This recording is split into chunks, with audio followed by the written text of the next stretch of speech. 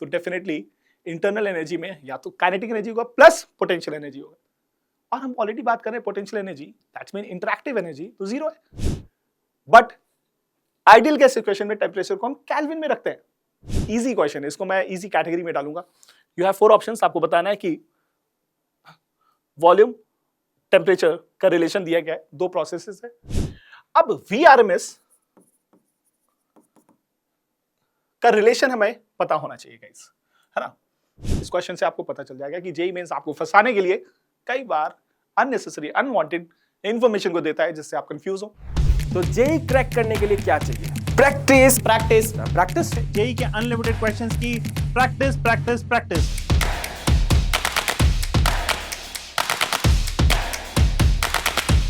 चलिए सबसे पहले हम लोग चैप्टर वेटेज के बारे में बात करते हैं। So we'll be starting with the trend analysis. तो आज मैं पूरा का पूरा जो पेपर है वो आपके साथ डिस्कस करूंगा। आप चैट में मेरे साथ बने रहिए और जो भी आपका क्वेरी है I'll be taking that query as well. बहुत ही इंपॉर्टेंट चैप्टर है जेईई के पॉइंट ऑफ व्यू से। अगर आपको और ज्यादा क्वेश्चन सॉल्व करने हैं तो डिस्क्रिप्शन बॉक्स में एक लिंक दिया हुआ है, ओपन द लिंक।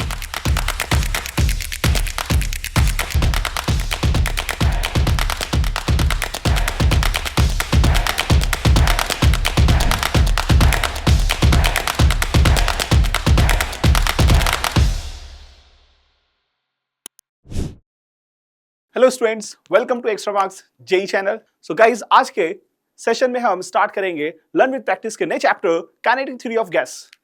और इस सीरीज में आपको पता है कि हम सबसे पहले बेस्ट प्रॉब्लम्स को डिस्कस करते हैं और साथ में कॉन्सेप्ट्स को भी याद करते हैं। Alright, so will be starting with the trend analysis कि ट्रेंड लास्ट 5 इयर्स में क्या रहा है, किस टॉपिक से कौन से क्वेश्चंस आए हैं। सो देखेंगे हम इसमें काइनेटिक थ्योरी ऑफ गैस में को मैंने 3 टॉपिक्स में कैटेगराइज किया है। Kinetic theory and the gas laws से 18% क्वेश्चंस आए लास्ट 5 इयर्स में, और speed of gas, pressure and kinetic energy में 38%। और आप देख सकते हो degree of freedom, specific heat capacity and mean free path पर based close to 44%, right. So 50% questions इस चैप्टर से टॉपिक 3 से हमें मिलते हैं, जो कि बहुत इंपॉर्टेंट है। ऑलराइट, तो हम आज के सेशन में जितने भी क्वेश्चंस प्रैक्टिस करेंगे उसमें 50% क्वेश्चंस हमारे इस टॉपिक से ही होंगे। ऑलराइट, चलिए तो स्टार्ट करते हैं from topic 1, kinetic theory of gas, of ideal gas and gas laws. So this is the question of JEE mains 2024। और बहुत बढ़िया इंटरेस्टिंग सा क्वेश्चन है। आप इजी क्वेश्चन है, इसको मैं इजी कैटेगरी में डालूंगा। यू हैव 4 ऑप्शंस, आपको बताना है कि वॉल्यूम टेम्परेचर का रिलेशन दिया गया है, 2 प्रोसेसेस है जिसका प्रेशर P1 है और इसका प्रेशर P2 है। आपको बताना है कि प्रेशर के बीच का रिलेशन क्या होगा। सो गाइस, ऐसे क्वेश्चंस को करने के लिए हम आइडियल गैस इक्वेशन की हेल्प लेते हैं, PV = nRT। और ये हमसे क्या कहता है? ये हमसे कहता है कि आप एक वेरिएबल को कांस्टेंट करो। मतलब मैं अगर वॉल्यूम को कांस्टेंट करता हूं, मैंने इस पॉइंट पर वॉल्यूम को कांस्टेंट कर लिया। ऑलराइट, अगर मैंने वॉल्यूम को कांस्टेंट किया तो आप क्लियरली देख सकते हो for pressure, for process this process, temperature कितना होगा? T2। और P1 प्रोसेस, इस वाली प्रोसेस के लिए जिसका प्रेशर P1 है उसके लिए टेम्परेचर हो जाएगा T1। सो गाइस, हमने क्या किया, आप क्लियरली देखिए हमने क्या किया। हमने यहाँ पे वॉल्यूम को कांस्टेंट किया, इसका मतलब NR ऑलरेडी कांस्टेंट है, वॉल्यूम को हमने कांस्टेंट माना, so pressure directly proportional to temperature हो जाएगा। Pressure directly proportional to temperature है, और आप यहाँ देख सकते हो कि T1 is greater than T2। T1 is greater than T2। इस रिलेशन से हम बोल सकते हैं that pressure P1 is greater than P2। Correct. So option A हमारा मैच कर रहा है। बहुत ही सिंपल लॉजिकल तरीके से हमने इस क्वेश्चन को सॉल्व किया, और आपको अगर आप लास्ट 10 इयर्स के क्वेश्चंस देखेंगे आपको इस टाइप के क्वेश्चन काफी मिलेंगे। ठीक है, तो बिल्कुल नहीं भूलना है, ऐसे क्वेश्चंस को हम प्रैक्टिस करते रहेंगे। चलिए बात करते हैं क्वेश्चन नंबर 4, जेईई मेंस 2025 का क्वेश्चन है। और देखिए क्या कह रहा है क्वेश्चन में, a container of fixed volume contains a gas at 27 degree Celsius. To double the pressure of the gas the temperature of the gas should be raised to। ठीक है, सो फिक्स्ड वॉल्यूम को रखा हुआ है ना। आइडियल गैस इक्वेशन को use करके आप एक लाइन में इसको सॉल्व कर सकते हो, that PV = nRT। Pressure is, volume is fixed, this is fixed, so pressure is directly proportional to temperature. So हम लिख सकते हैं यहाँ पर that P1 / T1 = P2 / T2। Alright, अब गाइस देखो, आपको प्रेशर, इनिशियल प्रेशर कितना माना है? इनिशियल प्रेशर को हम P मान सकते हैं। इनिशियल टेम्परेचर आपको 27 डिग्री सेल्सियस दिया है, this is initial temperature, but ideal gas equation में टेम्परेचर को हम केल्विन में रखते हैं। सो 27 डिग्री सेल्सियस को हम केल्विन में कन्वर्ट करेंगे, that will be 273 plus 27 is equal to pressure P2 कितना होगा। अब देखिए क्या बोल रहा है, आपको टेम्परेचर T2 कैलकुलेट करना है कब, जब डबल द प्रेशर हो गया, मतलब प्रेशर को हमने डबल कर दिया। ओके, सो P2 का वैल्यू हो गया 2P एंड टेम्परेचर को हम ले लेंगे T2। So guys now solve this, आप इसको बहुत सिंपल सॉल्व कर सकते हैं, P एंड P कैंसिल हो जाएगा, this will be equals to 1/300 and this is 2/T2। So from here getting T2 equals to 600 kelvin. ठीक है, ध्यान रखना है आंसर हमें अभी केल्विन में आएगा, आपको आंसर निकालना है डिग्री सेल्सियस में। डिग्री सेल्सियस के लिए क्या करें, माइनस कर देंगे 273 and you will get how much 7, this is 972 and this is 52327 degree Celsius, right. So आपको बहुत क्लियरली ध्यान देना है, जेईई मेंस का क्वेश्चन है, आपको फंसाएगा, करेक्ट। सो हमें आंसर डिग्री सेल्सियस में चाहिए and answer is 327 degree Celsius. Alright, let's check our answer. Yes, we are getting 327, perfect. Okay, अब हम नेक्स्ट टॉपिक की तरफ मूव कर रहे हैं, that is topic number 2, the speed of the gas pressure and kinetic energy. So will starting this with JEE mains के question के साथ, और देखिए कितने इजी क्वेश्चंस हैं, है ना। अगर आपको कॉन्सेप्ट्स, बेसिक कॉन्सेप्ट्स आपके क्लियर हैं, आप इन क्वेश्चंस को बहुत इजीली सॉल्व कर सकते हैं। और मैं सिर्फ यहाँ क्वेश्चन सॉल्व नहीं करा रहा हूँ, आपको ये भी बता रहा हूँ कि कौन सा कॉन्सेप्ट यहाँ पर यूज होगा। ऑलराइट, चलिए देखते हैं इस क्वेश्चन को। The ratio of the vapour densities of two gases at the same temperature is 4:25. Then the ratio of the RMS velocities. All right. So densities और RMS velocity के बीच का क्या हमारे पास कोई रिलेशन है? आप याद करिए, VRMS के कुछ फॉर्मूलाज आपने याद किए थे, है ना। VRMS के कुछ फॉर्मूलाज आपने याद किए थे, मैं आपको रिवाइज कर रहा हूँ। VRMS equals to √3RT by capital M. And in terms of density, you will write 3P by rho, right? Where P is the pressure of the gas, rho is the density of the gas, and V is the RMS velocity of the gas. Correct? So, हमें velocities, RMS velocity और density के बीच का relation चाहिए. So I can write कि भाई VRMS is inversely proportional to root. इन दोनों का relation निकालेंगे. Simple. Now, अब क्वेश्चन में आपको क्या दिया गया, आपको इस चीज का ध्यान देना है कि हमको VRMS फाइंड करना है, यानी VRMS for 1 divided by VRMS for 2 is equal to density of 2 upon density of 1 हो जाएगा, इनवर्स रिलेशन होने की वजह से। बट क्वेश्चन में आपको क्या गिवन है, what is this, this is given as density of 1 upon density of 2 is how much 4:25। Correct guys, अब वैल्यूज को पुट करेंगे, so this will be equals to 25/4 and the answer will be under root लेंगे तो 5/2। Alright, तो RMS velocities का हमने ratio निकाल लिया है, दैट इज 5:2। चेक करेंगे अपने आंसर को, yes we are getting option C which is 5:2, है ना। बहुत सिंपल से क्वेश्चन है, ठीक है। चलिए आप एक क्वेश्चन खुद से ट्राई कर सकते हो, वीडियो को पॉज करो, इस क्वेश्चन को ट्राई करो और मैं आपको सोल्यूशन दूंगा with in 5 seconds. I think आपने ट्राई कर लिया है, और ये क्वेश्चन जेईई मेंस 2023 का बढ़िया सा सिंपल सा क्वेश्चन है। देखिए क्या कह रहा है, RMS speed of oxygen molecule in a vessel at particular temperature is this one, where V is the average speed of the molecule, the value of X will be, हमें X find करना है। अब VRMS का relation हमें पता होना चाहिए guys, है ना, वो हम ऑलरेडी पढ़ चुके। चलिए मैं आगे बताता हूँ आपको, यहाँ पर VRMS का हम ऑलरेडी रिलेशन निकाल चुके हैं, that is √3RT by capital M। Perfect. Now आप वेलोसिटी, एवरेज वेलोसिटी का भी रिलेशन निकाल चुके हैं, क्योंकि आपको क्या चाहिए, average speed of molecule. Alright, V average भी हमें दिया गया है, देखो ध्यान से कहां पर है ये, दिस V इज व्हाट, इस फंक्शन में, चलो मैं यहां लिख देता हूं, VRMS हमको दिया गया है 1 + 5/x divided by 1/2 into V, alright, and this is what, this is V average। अगर मैं इसको डिवाइड कर दूं तो हमारा रिलेशन 1 + 5/x 1/2 आ जाएगा। चलिए, सो V एवरेज, VRMS क्या हमें फॉर्मूला पता है, V एवरेज किसके इक्वल होगा, याद करो, the velocity, average velocity of the molecules in a container is √8RT by πm। Perfect, right? So आप इन दोनों वैल्यूज को डिवाइड कर दीजिए या पुट करिए यहाँ पर. So this will be equals to under root 3RT by m divided by the average denominator में आएगा, that will be equals to under root 8RT by pi m. Alright guys, अब आप इसको देखिए, यहाँ पर हमें RT m और m कैंसिल आउट हो जाएगा. हमारे पास बचेगा root 3 divided by 8 and pi will go in the numerator. And this is equal to this term 1 plus 5 by x. Perfect. Now आपको क्या करना है, आप बोथ साइड स्क्वायर करिए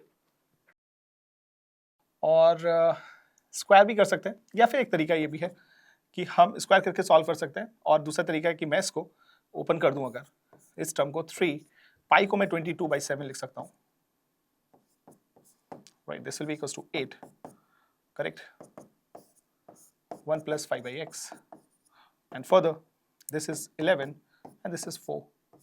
So this is 33 by getting here 33 by 28 is equals to 1 plus 5 by x, है ना? और आप इसको 1 plus के फॉर्म में लिख सकते हैं, है ना? This can be written in terms of 1 plus. So guys, let me write here. This is root 33 can be written as 1 plus 5 by 28. Alright, I'm writing this root 33 by 28. इसको मैं इस तरीके से लिख सकता हूँ. क्यों ऐसे लिख रहा हूँ? क्योंकि जो रिलेशन जिससे हमें रिलेट करना है वो हमें इसी फॉर्मेट में दिया गया है, करेक्ट? क्लियरली आप देख रहे हो x की वैल्यू हमें 28 मिल रही है. Alright, let's check our answer. Yes, हमें सी ऑप्शन 28 मिल रहा है ना? तो देखिए, आप आरएमएस स्पीड पर बेस्ड क्वेश्चंस डायरेक्ट आते हैं. सिंपल लॉजिक और सिंपल थोड़ा सा आपको सोचना है, and you will get the answer in fraction of seconds. Alright, चलिए अब बढ़ते हैं नेक्स्ट क्वेश्चन पर. और ये स्टेटमेंट बेस्ड क्वेश्चंस आपके कॉन्सेप्ट्स को चेक करने के लिए और साथ में आपके कॉन्सेप्ट्स बिल्ड भी करते हैं. तो ऐसे क्वेश्चन से कभी फेयर अप नहीं करेंगे, इनको हल्के में नहीं लेंगे, है ना? अपने कॉन्सेप्ट्स को हमें बिल्ड करना है. ऑलराइट, इन स्टेटमेंट्स क्वेश्चंस के थ्रू. चलिए, so following statements are given. The first statement is the average kinetic energy of the gas molecule decreases when the temperature is reduced. So we are talking about here the average kinetic energy. So average kinetic energy of the gas molecules decreases when the temperature is reduced. All right. So I can say that average kinetic energy is equals to F by 2 nRT. All right. This relation we know. This is average kinetic energy, and average kinetic energy depending upon the degree of freedom, number of moles and the temperature. अब देखो statement 1 हमसे क्या कह रहा है, average kinetic gas molecule decreases with the temperature reduced. अगर आप temperature को डिक्रीज करोगे ये डिक्रीज कर जाएगा. बिल्कुल सही है, डायरेक्ट रिलेट कर रहा है. So statement number 1 is correct. Now if you look at the statement number 2, इसमें क्या कह रहा है, the average kinetic energy of the gas molecule increases with increase in the pressure at constant temperature. So guys, यहाँ पर constant temperature पर हमें ध्यान देना है.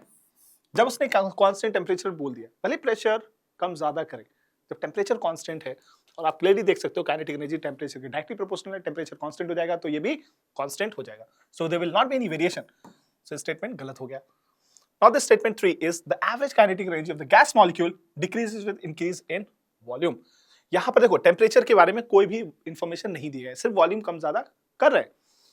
सो ऐसे केस में मैं इस इक्वेशन को वॉल्यूम के टर्म्स में लिख सकता हूं. So F by 2 nRT can be written as PV. All right. Now, if you decrease the volume, kinetic energy will. If you increase the volume, kinetic energy will increase. All right, directly proportional. So this statement भी गलत हो गया. Now statement number 4, the pressure of the gas increases with increase in the temperature at constant volume. ये हम analyze कर सकते हैं ideal gas equation को use करके.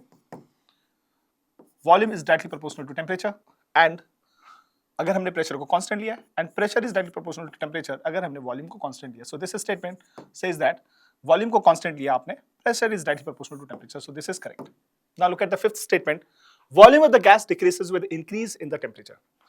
Volume of the gas decreases with increase in temperature. ये directly related है,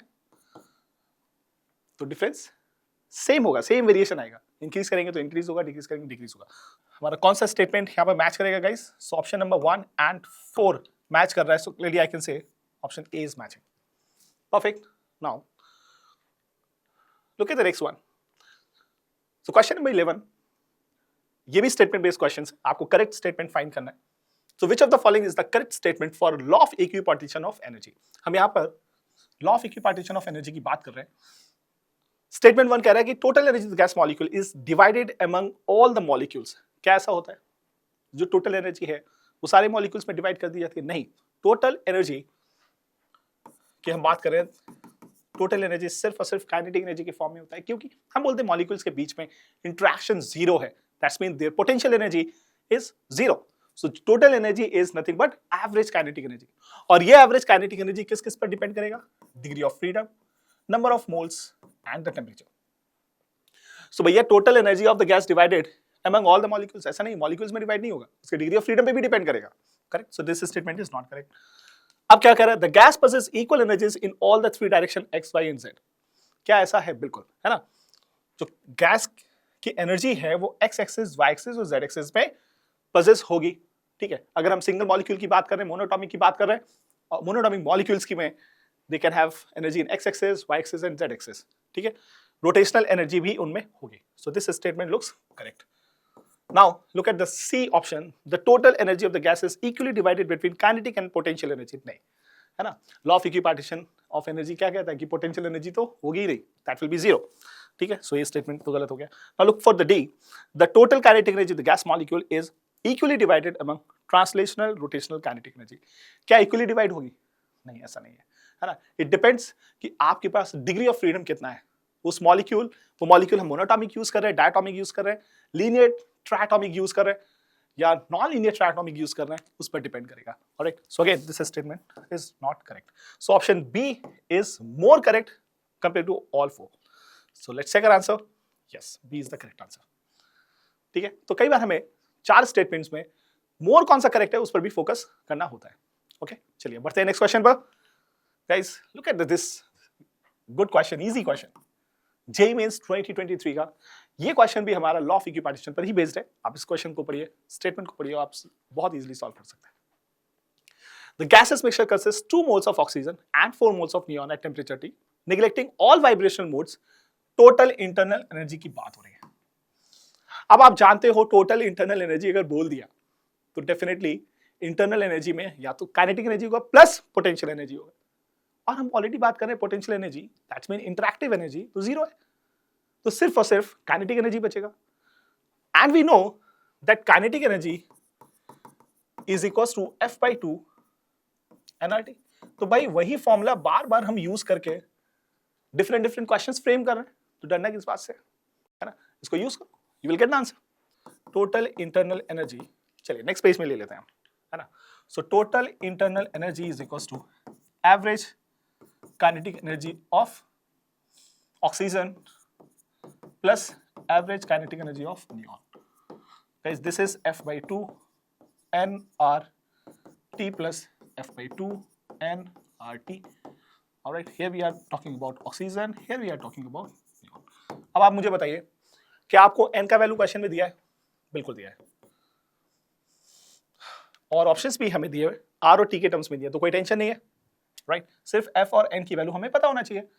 तो आप जानते हैं कि ऑक्सीजन O2 के फॉर्म में अवेलेबल होता है, इसका डिग्री ऑफ फ्रीडम 5 होगा, F की वैल्यू 5 हो जाएगी, O2 के केस में diatomic, so this is 5,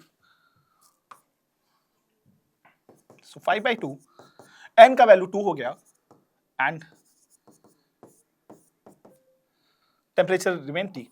neon is monoatomic gas और इसके हमें 4 मोल्स दिए गए, so this will be equals to 3/2 into 4 into RT. So if you solve this, this is 2 and this will get 5 plus 6 is 11 RT, है ना। तो देखिए simple, हमने वन लाइन में से इस क्वेश्चन को सॉल्व किया है।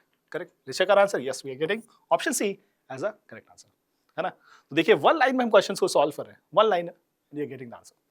तो गाइस ऐसे क्वेश्चंस, ऐसे फॉर्मूलाज, ऐसे रिलेशंस को हमें बार बार याद करते रहना चाहिए, नोट्स को रिवाइज करते रहना चाहिए, ठीक है। चलो अब बात करते हैं एक और क्वेश्चन की, from new topic, that is degree of freedom, specific heat capacity and mean free path. ठीक है, सो हम ऑलरेडी डिग्री ऑफ फ्रीडम पर कई क्वेश्चंस कर चुके हैं, तो देखते हैं कुछ और क्वेश्चन को। So again this is a question of JEE mains 2023 और ये क्वेश्चन हमारा डिग्री ऑफ फ्रीडम पर बेस्ड है। इस क्वेश्चन को अगर आप सॉल्व करेंगे आपके बहुत सारे कॉन्सेप्ट्स क्लियर हुए।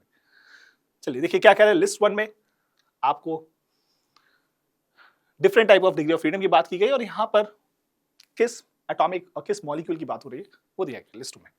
सो list 1 is 3 translational degree of freedom. 3 translational degree of freedom किसका होता है आपको पता है, मोनोटॉमिक गैस की 3 ट्रांसलेशनल डिग्री ऑफ फ्रीडम है। सो this is, since A option is for first one, मैं इसको यहां लिख देता हूं। Now let's say look at the B option. B में कह रहा है कि 3 translational 2 rotational degree of freedom. अब भैया 3 ट्रांसलेशनल 2 रोटेशनल हमारा डायटोमिक मॉलिक्यूल के लिए होता है। डायटोमिक यहां पर 2 ही दिए गए आपको, एक रिजिड एक नॉन रिजिड, है ना। तो मैं अगर रिजिड की बात करूं, रिजिड कौन होगा, रिजिड वो होगा जिसमें वाइब्रेशन नहीं हो रहे होंगे, नॉन रिजिड में वाइब्रेशन भी मिलेगा आपको। ऑलराइट, सो यहां पर वाइब्रेशन की कोई बात नहीं हो रही है। So we are only talking about rigid diatomic gas. Now look at the C option. C option में आपको 3 translational 2 rotational and 1 vibrational degree of freedom की बात हो रही है। अब देखिए 1 वाइब्रेशनल डिग्री ऑफ फ्रीडम की बात हो रही है, मतलब हम भाई ऊपर देखो 3 ट्रांसलेशनल 2 रोटेशनल तो डायटोमिक का हो गया, and 1 vibrational degree of freedom means यहां पर रिजिडनेस नहीं है, नॉन रिजिड है। That's mean we are talking about non rigid diatomic gas. So this will be the 4th one. Now अब आपको पता है कि D हमारा किसके रिलेट करेगा, पॉलीटॉमिक गैस को। और आप एक बार इसको पढ़ के भी देख सकते हैं कि पॉलीटॉमिक गैसेस वो होते हैं जिसमें मॉलिक्यूल्स 3 या 3 से ज्यादा हो, राइट। सो क्लियरली 3 ट्रांसलेशनल होगा, 3 रोटेशनल होगा और साथ में वाइब्रेशनल भी आपको एक से ज्यादा मिल सकते हैं in the case of polyatomic gas. So this is 2। Now check 1 3 4 2 1 3 4 2 option D हमारा मैच कर रहा है। ऑलराइट, करेक्ट, ठीक है। तो सिंपल हमने इस क्वेश्चन से अपनी डिग्री ऑफ फ्रीडम के कॉन्सेप्ट्स को रिवाइज किया। मुझे लगता है कि आपको कोई भी अब डिग्री ऑफ फ्रीडम पर बेस्ड क्वेश्चन मिलेगा, आप डेफिनेटली उसको सॉल्व कर सकते हैं। चलिए आगे बढ़ते हैं। एक और क्वेश्चन, और ये क्वेश्चन आपको खुद से ट्राई करना चाहिए। Just pause the video guys and try this question by yourself, and I believe आप इस क्वेश्चन को बहुत इजीली सॉल्व कर सकते हो। सिर्फ आपको क्वेश्चन पढ़ना है और जो हमने पीछे कॉन्सेप्ट्स सीखे हैं उन्हीं को यहाँ अप्लाई करना है। सो आई होप आपने ट्राई कर लिया होगा। Let me solve this for you. Question कह रहे हैं consider a gas at a triatomic molecule, the molecules are assumed to be triangular and made of massless rigid rods whose vertices are occupied by atoms। तो यहाँ पर atoms से internal energy of the molecule of a mole, internal energy of a mole of the gas of the temperature at temperature T पर बात हो रही है, ठीक है। सो हमें यहाँ पर इंटरनल एनर्जी कैलकुलेट करना है। नंबर ऑफ मोल्स हमें n की वैल्यू 1 दिया हुआ है। तो ऑलरेडी अब बात कर चुके, internal energy is nothing but the sum of kinetic and potential energy. Potential energy that is the interactive energy, और हमें एजम्पशन पता है काइनेटिक थ्योरी ऑफ गैसेस का कि आइडियल गैस के लिए हम पोटेंशियल एनर्जी और इंटरैक्टिव एनर्जी को 0 मानते हैं। So internal energy will directly relate to average kinetic energy, correct? So average kinetic energy is equal to F by 2 nRT. Alright guys, अब देखिए यहाँ पर ट्राइएटॉमिक गैस की बात हो रही है। ट्राइएटॉमिक गैस में जो डिग्री ऑफ फ्रीडम है वो किस किस पे डिपेंड करेगा, ट्रांसलेशनल, है ना। कितना ट्रांसलेशनल डिग्री ऑफ फ्रीडम होगा, ट्रांसलेशनल डिग्री ऑफ फ्रीडम 3 मिलेगा हमें। Rotational degree of freedom that will also be 3, and vibrational, क्या हमें कोई भी वाइब्रेशन की इंफॉर्मेशन दिया गया है इस स्टेटमेंट में? आप ध्यान से पढ़िए, आपको कहीं पर भी वाइब्रेशनल इंफॉर्मेशन नहीं दिया गया जो, तो हम इसको कंसीडर नहीं करेंगे। Alright, make it 0। सो यहाँ पर टोटल डिग्री ऑफ फ्रीडम हमें मिल जाता है that F equal to 6। Okay, alright, so this will be 6 by 2, number of mole is 1, R into T, so getting here 3 RT। so let's check our answer। Yes, we are getting option D, that is 3 RT। तो आप देख रहे हो कितना simple easy 1 liner हम question solve कर रहे हैं, है ना, और सेम कॉन्सेप्ट ही रिपीट हो रहे हैं हर क्वेश्चन में। चलो guys, now we move to question number 21। और आपसे देखिए ये क्वेश्चन बहुत सिंपल है। आपसे पूछा जा रहा है if 1 mole of the polyatomic gas is having 2 vibrational modes. आपको देखिए वाइब्रेशन मोड दिया गया है, right. We have 2 vibrational mode and beta is the ratio of molar specific heat for polyatomic gas Cp by Cv, then find the value of beta. आपको beta calculate करना है ना, ratio find करना है आपको Cp by Cv का.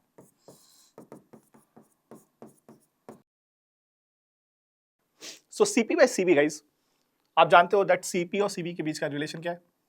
This is equal to Cv plus R upon Cv, और Cv का वैल्यू आता है F by 2 R plus R upon F by 2R. इसको आप सॉल्व करोगे, you will get 1 plus 2 by F. Alright, you will get this relation, है ना? तो मैं बोल सकता हूँ that beta is equals to Cp by Cv. किस पर डिपेंड कर रहा है? देखो भाई, सिंपल, डिग्री ऑफ फ्रीडम पर डिपेंड कर रहा है ना? अब डिग्री ऑफ फ्रीडम पर फिर वापस आ गए. पॉलीएटॉमिक गैस के केस में डिग्री ऑफ फ्रीडम किसके इक्वल होगा? सो डिग्री ऑफ फ्रीडम, हम ट्रांसलेशनल डिग्री ऑफ फ्रीडम की बात करें, दैट विल बी 3. रोटेशनल की बात करें, दैट विल आल्सो बी 3. और वाइब्रेशनल की अगर मैं बात करूं तो वाइब्रेशनल डिग्री ऑफ फ्रीडम कितना होगा? अब देखो, इस स्टेटमेंट क्वेश्चन में आपको 2 वाइब्रेशनल मोड्स दिए हुए हैं.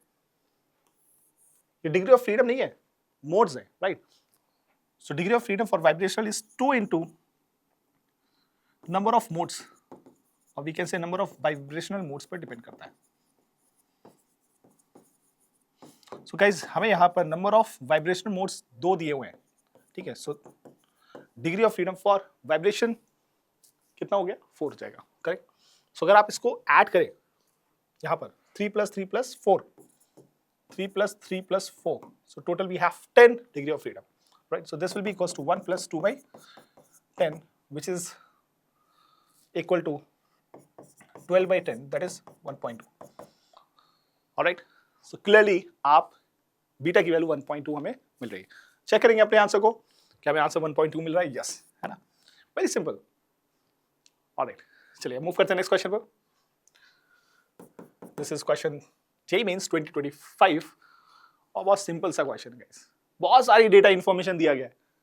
क्या सारा डेटा यूज होगा?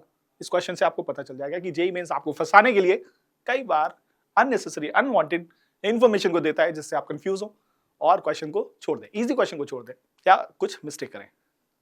समझते हैं क्या दिया हुआ है. The mean free path and the average speed of oxygen molecule at 300 Kelvin and 1 atm are 3 into 10 to the power minus 7 meter and 600 meter per second respectively. Find the frequency. आपसे frequency पूछा गया है और सारे options दिए गए. तो frequency का मतलब क्या हुआ? Frequency is equal to 1 by time period. अब ये किस टाइम पीरियड की बात हो रही है? ये टाइम पीरियड की बात हो रही है कि भाई एक जो मॉलिक्यूल्स हैं उनको कोलिजन करने के लिए एवरेज टाइम कितना लगेगा, है ना? आपस में जो टकरा रहे हैं उसको टकराने में एवरेज कोलिजन टाइम कितना है, ठीक है? तो एवरेज कोलिजन टाइम निकालने के लिए आपके पास एवरेज मीन पाथ और मीन फ्री पाथ होना चाहिए. इसको हम लैम्डा बोलते हैं. Alright, so this lambda is the distance, average distance between 2 collisions, ठीक है? या बोल सकते हैं मॉलिक्यूल्स कोलिजन से पहले कितना डिस्टेंस ट्रैवल कर रहे हैं, दैट इज लैम्डा. और मॉलिक्यूल्स की कितनी स्पीड है, that speed is nothing but average speed of oxygen molecule, correct? So क्या हमें ये क्वेश्चंस में इंफॉर्मेशन दी गई है? बिल्कुल दी गई है. This is 3 into 10 to the power minus 7 and the average speed is given to you as 600 meter per second. So if you solve this, ये हो जाएगा हमारा 2 into 10 to the power, ऊपर जाएगा and 9, correct? And the unit will be पर second, और hertz भी ले सकते हो आप, मैं पर सेकेंड ले लेता हूँ, ठीक है? चलिए चेक करेंगे अपने आंसर को. Yes, we are getting 2 into 10 to the power 9 पर सेकेंड. देखा आपने, बहुत सिंपल इजी 1 लाइन में आपने क्वेश्चन को सॉल्व कर लिया. कुछ कुछ इन्फॉर्मेशन और दी हुई थी जिसका हमें यूज नहीं हुआ है, ठीक है? चलिए आगे बढ़ते हैं. This is the last question of our today session. JEE Mains 2023 का क्वेश्चन है. बढ़िया सा क्वेश्चन और 4 ऑप्शंस दिए. आप चाहें इस क्वेश्चन को खुद से ट्राई कर सकते हैं, क्योंकि हमने जो आज भी कॉन्सेप्ट्स पढ़े, सारे कॉन्सेप्ट्स जो हमने पढ़े, ये क्वेश्चन आप उसमें सॉल्व कर सकते हो, ठीक है? चलिए देखते हैं पहले क्या दिया हुआ है. The mean free path of the molecule of a certain gas at STP is 1500 D, ठीक है? This is lambda 1. where D is the gas diameter of the gas molecule. While maintaining the standard pressure, the mean free path of the molecule at 273 Kelvin is approximately. Alright, तो चलिए हम इसको try करते हैं. So हमारे पास formula है mean free path का, that lambda is equals to Boltzmann constant temperature upon root 2 pi d square into p. Correct. और यहां से हम देख सकते हैं कि lambda is directly proportional to temperature.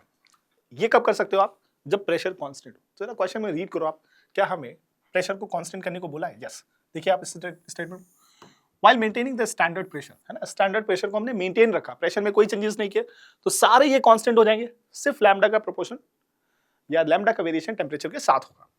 Alright. So lambda 1 upon lambda 2 is equals to T1 upon T2. Guys, now put the values here.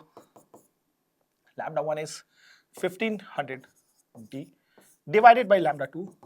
Temperature of the molecule is given to us is STP की बात कर रहे हैं, यानी 0 degree Celsius means 273 divided by 373. Alright. Now guys, lambda 2 is equals to 1500 D into 373 divided by 273. और आप देख सकते हो कि ये जो डिवीजन है, ये डिवीजन 1 से ज्यादा होगा. अगर ये डिवीजन 1 से ज्यादा होगा तो इसका प्रोडक्ट 1500 से ज्यादा आएगा. करेक्ट. 1500 डी से ज्यादा आएगा, isn't it? तो हमारा आंसर 1500 डी से ज्यादा होना चाहिए. तो कैलकुलेशन आप करके भी निकाल सकते हो, लेकिन मैं जेई मेंस का एग्जाम दे रहा हूं, मैं कैलकुलेशंस जहां नहीं करने की जरूरत है वहां नहीं करूंगा, टाइम बचाऊंगा, राइट. और चेक करूंगा अपने आंसर को, क्या हमारा चारों में से कोई एक ऐसा ऑप्शन है जो 1500 से ज्यादा है. यस, ऑप्शन नंबर बी हमारा 1500 से ज्यादा है. आप ऑप्शन ए देखिए, 1500 है, ये नहीं हो सकता. 750 ये भी नहीं हो सकता. 1098 ये भी नहीं हो सकता, राइट. सो ऑप्शन बी हमारा करेक्ट आंसर हो जाएगा. आप कैलकुलेट करके भी कैलकुलेट कर सकते हैं. Alright, alright. So this is how आप जेईई मेंस के क्वेश्चंस को इजी, स्मार्ट और कम टाइम में सॉल्व कर सकते हैं. सो गाइस, ऐसे और भी क्वेश्चंस को सॉल्व करने के लिए आपको क्या करना है? आपको एक्स्ट्रा मार्क्स की लर्निंग ऐप पर जाना है और वहां पर आपको पावर क्वेश्चंस भी मिलेंगे, उनको सॉल्व करना है. और आपके पास डिस्क्रिप्शन में एक लिंक अवेलेबल है, उसको क्लिक करिए और इस सीरीज के बचे हुए क्वेश्चंस को अटेम्प्ट करिए. Alright, so thank you and will meet in the next chapter.